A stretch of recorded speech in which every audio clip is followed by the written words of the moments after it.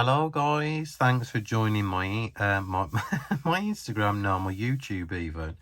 I've just come off Instagram because I've just reviewed this deck. This is just the best ever. It landed through my door today. It's from Rockpool Publishing because I do reviews for Rockpool. It's by Samantha West, and if you don't know who Sam is, she's the person behind the Rainbow Moon Tarot and the Macabre Tarot. So this is just the incredible upcoming release, which is released in June of this year, and I had a copy to review. I was super excited because I knew it was on its way, and I even waited for the postman to bring it, because I'm not really like that very often. So let me see what you get. Basically, it's the lovely hard box, and it's a smaller deck than usual, so it's a super cute palm sized deck. It's not too small, it's just perfectly formed. And I want to show you as well, obviously. Excuse me. The deck comes out with a little kind of lime green ribbon, and you get a guidebook where Sam just briefly explains an introduction. She does say, I'll read you the first bits here. Greetings, Earthlings. Congratulations on taking the plunge and picking up the Cosmic Cunt Tarot deck. You now hold in your hands the power of intergalactic fortune telling. You have everything you need to tap into the divine universe's message. In case it's not abundantly obvious, this deck is not for the faint of heart. If you clutch your pearls at the sight of aliens wielding phallic probes, that's so funny, this may not be the deck for you. However, if you possess a cosmic cunt, one capable of abducting farmers from their land, and love all things ray gun and UFO, read on to embrace your power and delve into your own psyche. So that's a lovely little introduction. So obviously the disclaimer is, it's not for the faint of heart. It's not for the touchy. Sorry, I mean easily offended. So it is what it is. It's a super fun deck. I absolutely adore Sam and respect her so much as an artist, because she's not afraid to use her creativity to its maximum potential. And this is what I love about artists who do this. It's super easy to use. It's very Rider-Waite-Smith based, so if you are used to Rider-Waite-Smith based decks, which the market is absolutely saturated with them anyway, you'll have no problem reading this deck at all. So the suits have been changed slightly. The pentacles are discs, wands are probes, which are dildos, swords are ray guns, and cups are specimens. So each card, there's a little intro there about journaling and ethics and shuffling, and there's a little spread there called the UFO spread to find out what is pulling you from your purpose, which obviously I haven't done yet because I've only had the deck about 2 hours. And then you've got major arcana all the way through to the minors, and you get a little thumbnail pictures with an explanation underneath. So, and there's a little bio about Sam. You can find Sam on Instagram at samrookart, and she can be contacted obviously via her own website at marblemoonstudio.com, and there's a little bio about Sam there. So let me see. So the cards are edged in this beautiful kind of matte luminous yellowy green color, and it's absolutely stunning. The cards are all grey, black, yellow and white, so you can see how aesthetically gorgeous it looks when you kind of fan it out. The cardstock is that lovely new matte cardstock that Rockpool are doing with all the decks at the moment, so there's no problem at all. It's kind of medium, easily shuffleable, so it's kind of medium thickness as well. So size wise, I've actually got the Rainbow Moon Tarot with me now. So this is the normal standard size tarot card, and this one is slightly obviously smaller, so you can see there's a couple of mil, narrower than a normal size deck, and obviously 1.5 inches, I should say, shorter than a standard size tarot deck. So if you've got smaller hands, or you want something to kind of put in your pocket, this would be the perfect like kind of deck to use. Let me just put this lid back on here so I can kind of display the box as I'm doing reading the cards. So there you go. Let me go through the cards with you one by one. As I said, just because it's kind of like looks like a novelty deck, it really isn't, because Sam's retained the symbolism, so it's easily readable, and the cards are still very relatable too. It's full of aliens, it's full of super cool like kind of beings, and this is what I love about Sam and her artwork. Obviously the magician is there with the 4 symbols, the head's like kind of like split into 2. And instead of the high priestess, we have the divine, but you've still got the moon symbol, and you've got the eyes closed and the third eye there as well. And then we've got the empress there, and the Venus symbol, and the emperor, and the hierophant. Let's do it this way so you can see better. And the lovers, the chariot, strength, hermit. This is just super lovely, super cool. You know, taking some time out for themselves, snuggled up in like a onesie on a bed, floating in the universe. Wheel of Fortune as well, Justice. So as I said in the front of the book, the swords have been changed to ray guns. So this one, you see that this Justice one is holding a ray gun, which you see in the traditional Justice card as a sword, and these are just normal scales, and these look like specimen jars. Hanged is just hanged.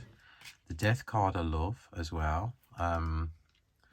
I just love it. You know, sometimes, I mean, you hear me say it a lot now, I'm kind of into these decks like where less is more. So I find that, you know, when there's less artwork and less distraction on the actual the card, the deck, you can find you can kind of like, you know, use your intuitiveness, your intuition a bit more, and see what it really makes you think as well. And this is what I love about like the simplicity of some of the decks that are out right now. So there we have Temperance and the Devil, the Tower, the Star. You know, look how simple that is, and you can tell that that person, that alien even, is kind of like really like kind of happy to be in that pool of healing water. And you've got the stars obviously all over the cards as well. There's the moon. So this obviously represents either the crayfish or the two, you know, the 2 dogs on there, and the sun. Looking kind of scary, but not too scary. Judgment. And the World. So there are the 21 major arcana. Then we come on to discs, which is pentacles, but like a lot of people still use discs in their decks anyway. There's the, you know, so you can see that it still gives like a heavy nod to the Rider-Waite-Smith system, because like the, you know, the balancing, juggling, whatever they're doing. And there's the 3 look, all about working together. So you've got 3 different hands there. One's, you know, looking at plans, one's got a spanner, one's pointing up. So it is a very readable deck. Would I recommend it to beginners? Yes, I absolutely would. Would I recommend it to children? No, I absolutely would not.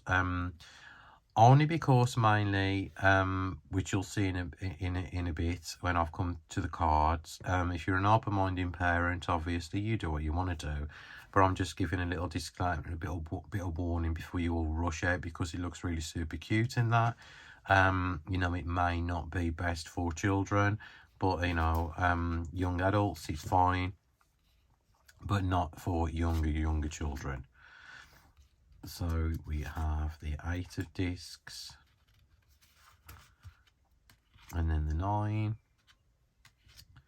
and the 10. And then we're coming on to the courts, which are standard: page, knight, queen, king. Look at how contented she looks with a UFO in front of her.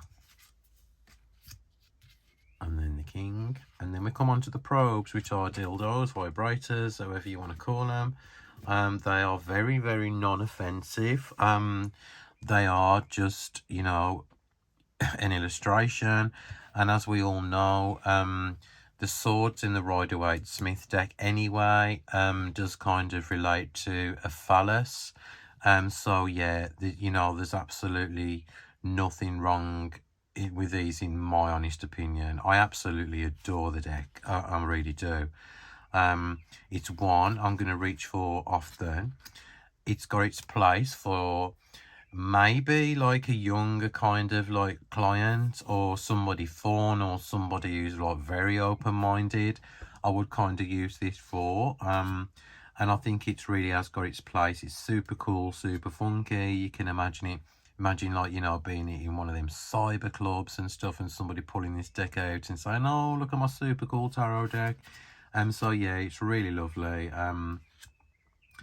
You know, and as I said to you before, like, Sam, you know, it doesn't mind to think outside the box, and I think this is why I love her work so much, because of that. And so, as I said over on Instagram earlier, that to me I would rather see than 8 sticks in the air, you know, flying.